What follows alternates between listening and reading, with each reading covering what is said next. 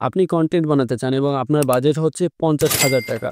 So আপনি চিন্তা করতেছেন এই বাজেট দিয়ে আমি একটা ডিএসএলআর ক্যামেরা নিবো নাকি আমি একটা স্মার্টফোন নিবো। আজকে এই ভিডিওতে ৩ টা কি পয়েন্টের মাধ্যমে আপনাদের এই জিনিসটা বোঝানোর চেষ্টা করব। এবং সর্বশেষ পয়েন্টটা ফেসবুক ক্রিয়েটরদের জন্য অনেক বেশি ইম্পর্টেন্ট। আপনার অবস্থা যদি এমন হয় যে আপনার একটা পিসি আছে মোটামুটি লেভেলে যেখানে ভালো ভিডিও এডিটিং করতে পারেন অথবা একটা ভালো ল্যাপটপ আছে। এক্ষেত্রে আপনার যদি মেইন প্রায়োরিটি থাকে আপনি ইউটিউবিং করবেন অর্থাৎ মেইন ফোকাসড আপনার ইউটিউব, সেক্ষেত্রে আমি আপনাদের বলবো একটা ক্যামেরা নিয়ে নিন। কারণ আপনার যেহেতু অলরেডি একটা পিসি অথবা ল্যাপটপ আছে এই ভিডিও এডিট করার জন্য, এক্ষেত্রে আপনি যদি একটা ক্যামেরা নেন সেটা আপনাকে অনেক বেশি হেল্প করবে। এরপর চিন্তা করেন আপনার বাজেট সেই ৫০,০০০ টাকাই আছে, কিন্তু আপনার কাছে কোনো ল্যাপটপ অথবা কোনো ডেস্কটপ নেই যেখানে আপনারা ভিডিও এডিট করতে পারবেন। এক্ষেত্রে আমি আপনাদের বলবো আপনারা ক্যামেরার পেছনে ইনভেস্ট করার কোনো দরকার নেই প্রথম দিকে। কারণ হচ্ছে আপনি একটা ভালো ক্যামেরা ধরেন ৫০,০০০ টাকা দিয়ে কিনে ফেললেন। এই ফুটেজগুলো এডিট করার জন্য কিন্তু আপনার মোটামুটি লেভেলে একটা মেশিন দরকার যেখানে আপনারা এডিট করতে পারবেন। আমার পেছনে আপনারা যে পিসিটা দেখতেছেন, এর আগে আমার যে পিসি ছিল ওইটা খুবই দুর্বল ছিল। ওইখানে ক্যাপকাটও ওপেন হতো না। মানে খুবই একটা খারাপ অবস্থা ছিল। সো এই ক্ষেত্রে আমার হচ্ছে ক্যামেরার ফুটেজ যদি আমি নিতাম আমার মোবাইল এডিট করতে হতো।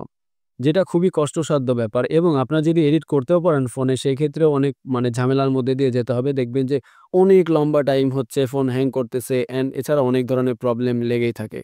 এর পরিবর্তে আপনি ৫০,০০০ টাকা দিয়ে যদি একটা নতুন ফোন অথবা একটা সেকেন্ড হ্যান্ড আইফোন নেন সেক্ষেত্রে আপনার এই ঝামেলা পোহাতে হবে না। যেহেতু ৫০,০০০ টাকা দিয়ে ফোন কিনতেছেন এখানে আপনি এক্সপেক্ট করতে পারেন আপনার ক্যামেরা কোয়ালিটি মোটামুটি ভালোই হবে এবং এর প্রসেসরও যথেষ্ট ভালো হবে, যেটা দিয়ে আপনারা ওই ক্যামেরার রেকর্ড করা ভিডিও এডিট করতে পারবেন খুবই ইজিলি। আপনি যদি ফেসবুককে কেন্দ্রিক করে ভিডিও বানাতে চান অর্থাৎ এক্ষেত্রে আপনার মেইন প্রায়োরিটি হবে ফেসবুকে কন্টেন্ট দেওয়া, মানে ইউটিউব আপনার মেইন প্ল্যাটফর্ম না, সেক্ষেত্রে আমি আপনাকে বলবো আপনার ক্যামেরার ইনভেস্ট করার আপাতত কোনোই দরকার নাই। ইউটিউবের ভিডিও বানাতে হলে আপনার মোটামুটি একটা স্টেবল জায়গায় বসতে হয় এবং টকিং হেড ভিডিও যদি আপনি স্পেশালি বানান তাহলে আপনারা মোটামুটি একটা ছোটখাটো সেট আপ করে একটা রিল্যাক্স জায়গায় বসে ভিডিও বানাতে হয়। অপরদিকে ফেসবুকের ভিডিওগুলো সাধারণত শর্টস রিলস টাইপের হয়ে থাকে এবং যদি লং ভিডিও থাকে সেই ক্ষেত্রে এটা ২-৩ মিনিটের আশেপাশে থাকে। কারণ আমরা জানি ফেসবুকের অডিয়েন্সের অ্যাটেনশন টাইম অনেক কম।